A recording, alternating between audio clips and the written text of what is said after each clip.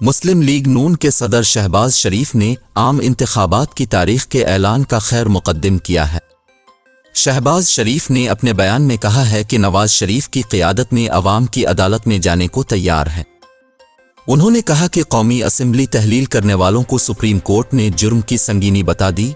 नून league वाहिद जमात है जिसने सबसे पहले इलेक्शन का अमल शुरू किया। शहबाज शरीफ का कहना था कि अल्लाह ताला ने मौका दिया तो मुल्क में तरक्की का अमल फिर शुरू करेंगे।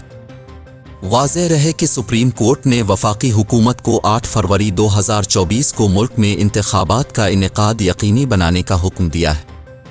मुल्क में 90 रोज़ में इंतखाबात से मुताल्लिक केस में सदर ममलकत की जानिब से 8 फरवरी 2024 को आम इंतखाबात से मुताल्लिक दस्तावेज़ पर दस्तखत के बाद सुप्रीम कोर्ट ने केस निपटा दिया। सुप्रीम कोर्ट ने कहा कि सदर और इलेक्शन कमीशन की ऐलान करदा तारीख पर बिलातातुल इंतखाबात हों। आम इंतखाबात की तारीख का नोटिफिकेशन भी जारी हो चुका है। 8 फरवरी को इंतखाबात कराने पर किसी फरीक को एतराज़ नहीं है, लिहाजा वफाकी हुकूमत 8 फरवरी 2024 को इंतखाबात का इनेकाद यकीनी बनाए।